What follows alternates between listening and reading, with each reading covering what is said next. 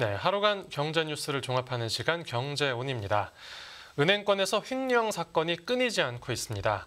한 지방은행에서는 한 사람이 10년 넘게 수천억 원을 횡령하는 사건이 적발됐다고 하는데 어떻게 이런 일이 가능했는지 뉴스포인트에서 알아봅니다. 오늘 뉴스포인트는 권용욱 기자와 함께합니다. 안녕하십니까? 안녕하십니까? 네, 역대 최대 횡령 사건. 이 은행 어디 은행에서 벌어진 겁니까? 네, BNK 경남은행인데요. 예. 당초 500억 원대로 알려졌던 횡령 사고 규모가 3천억 원으로 그렇게 좀 확인이 됐습니다. 그러니까 역대 금융권 횡령 사고 가운데 가장 큰 규모인데요. 네. 그러니까 작년에 우리은행에서 발생했던 횡령 사고가 688억 원으로 그동안 가장 규모가 큰 것으로 알려졌었는데 네. 그 규모를 크게 뛰어넘었습니다. 네. 금융감독원은 오늘 경남은행 횡령 사고에 대해 검사한 결과를 발표했는데요. 은행 투자금융부의 50대 직원 이모 씨의 횡령 규모가 2,988억 원으로 확인이 됐습니다. 네. 그러니까 서류를 위조해서 대출 원리금 상환자금을 빼돌린 게 2천억 원 가까이 됐고요. 네. 그리고 대출을 허위로 일으켜서 횡령한 돈이 1,000억 원 정도 넘었습니다. 들어보면 모두 대출을 이용해서 이런 일을 벌였네요. 네, 그 이모 씨는 PF 대출의 차주들이 대출을 신청하지 않았는데도 네. 그 대출 서류를 허위로 만들어서 거액의 대출을 실행을 했는데요. 그렇게 허위 대출금을 무단으로 개설한 계좌나 네. 가족, 지인 명의의 계좌로 이송을 한 것으로 그렇게 나타났습니다. 네. 그리고 또 PF 대출 차주가 정상적으로 납입한 대출 상환금도 그 지인이나 가족 명의의 계좌로 송금을 했고요. 그렇게 횡령 사실을 또 감추기 위해서 다른 시행사, 그러니까 다른 차주의 대출 계좌로 네. 횡령금을 송금하기도 했습니다. 네. 그러니까 이 씨는 거액의 횡령 자금을 골드바나 부동산 매입, 골프 회원권 구매 등에 사용한 것으로 그렇게 나타났습니다. 그러니까 횡령에 따른 경남은행의 손실 규모는 한 600억 원 정도로 그렇게 나타났습니다. 네, 이렇게 철두철미하게 숨기라고 했으니까 적발이 안 됐을 수도 있다고 생각되는데, 근데 고작 한 사람이 이렇게 많은 돈을 횡령했는데 그동안 아무도 몰랐던 겁니까? 네, 이 이모 씨가 15년 동안 PF 대출 업무를 맡아왔는데 네. 지난 지난 2009년부터 작년까지 자신이 관리하던 17개 PF 사업장을 통해서 이렇게 큰 자금을 빼돌렸습니다. 네네. 그러니까 BNK 금융지주나 경남은행 모두 이 씨와 관련된 이 사고 정황을 지난 4월에야 인지를 했고요. 예. 그리고 또 자체 조사를 하겠다는 이유로 좀 당국 보고도 지연이 됐습니다. 금감원은 지난 7월부터 2달간 현장 검사에 착수를 해서 한 500억 원대의 횡령 혐의를 확인을 했고요. 네. 그리고 추가 검사를 통해서 이번에 한 3천억 원까지 횡령 혐의를 추가로 포착을 했습니다. 네, 은행 자체적으로 어떤 시스템, 내부 감시 시스템이 돌아가진 않았습니까?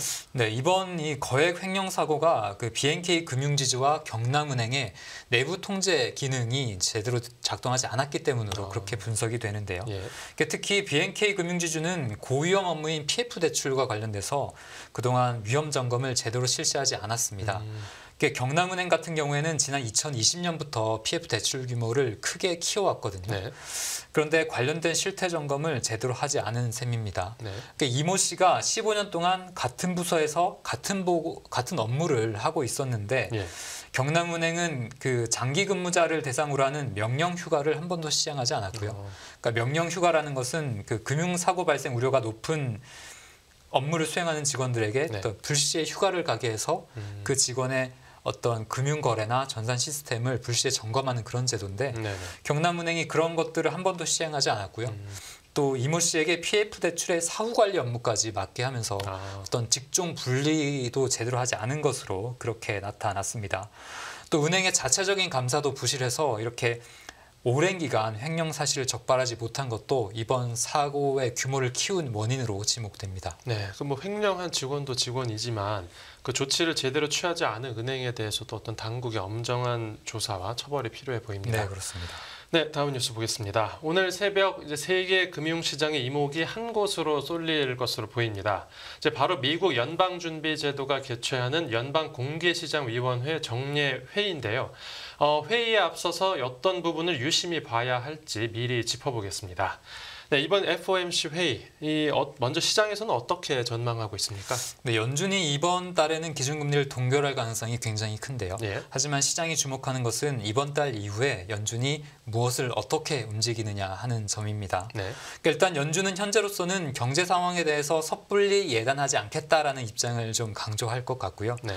그리고 특히 금리 인상은 이제 끝났다라는 그런 뉘앙스를 풍기는 대신에 추가 금리 인상에 유연하게 대응할 수 있다라는 입장을 좀 견지할 것으로 보입니다. 네, 이제 앞으로의 상황이 중요한 거니까 그래서 이제 연준 위원들의 금리 전망치인 이 점도표를 주목해야 한다라는 의견도 나오고 있는 거군요. 네, 그렇습니다. 점도표는 연준 위원들이 그 이상적으로 생각하는 향후 금리 수준을 점으로 나타내는 그런 그림인데요. 네.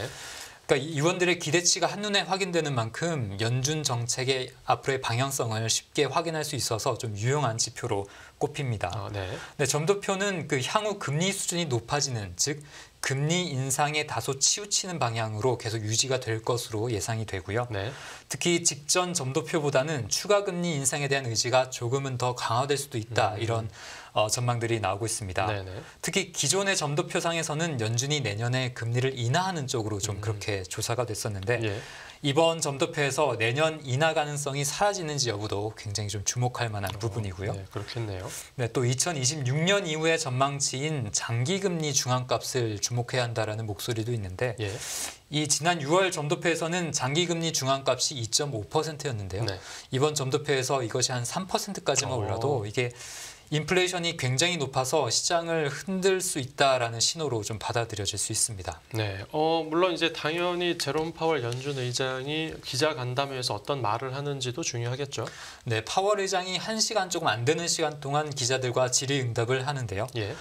파월은 때때로 공식 자료에 없거나 또는 맥락이 좀 다른 발언들을 해서 시장을 놀라게 했는데 네. 그런 만큼 예상하기도 쉽지 않고요. 또 발언에 따라서 이번에도 시장이 좀 단기적으로 출렁일 가능성도 있습니다. 알겠습니다. FOMC 결과가 나오면 또 후속 보도해 드리겠습니다. 다음 뉴스는 물가 관련 소식인데 이번에도 국제 유가 영향이 컸나 봅니다. 네, 유가가 크게 오르고 또 농산물 가격까지 뛰면서 생산자 물가가 크게 뛰었습니다. 예. 네, 한국은행에 따르면 8월 생산자 물가 지수는 전월보다 0.9% 올랐는데요. 네. 이런 상승폭은 지난해 4월 이후 1년 4개월 만에 가장 큰 수준이었고요. 또 지난해 8월, 그러니까 전년 동기 대비를 비교해 보자면 1% 정도 올랐습니다. 네, 전년 동월 대비로는 생산자 물가가 3개월 만에 반등을 했고요. 네. 그 원인을 살펴보자면 아무래도 국제유가 상승이 큰 영향을 미쳤습니다. 네네. 석탄과 석유 제품이 11%가량 올랐고요. 네. 화학 제품도 1% 정도 상승을 했습니다. 네. 또 지난 8월을 보면 폭염도 있었고 폭우도 있었고 좀 날씨가 변덕스러웠잖아요. 네네. 그렇기 때문에 농산물 가격이 크게 올랐는데요. 물론 추석을 앞둔 그런 수요도 있었고요. 예.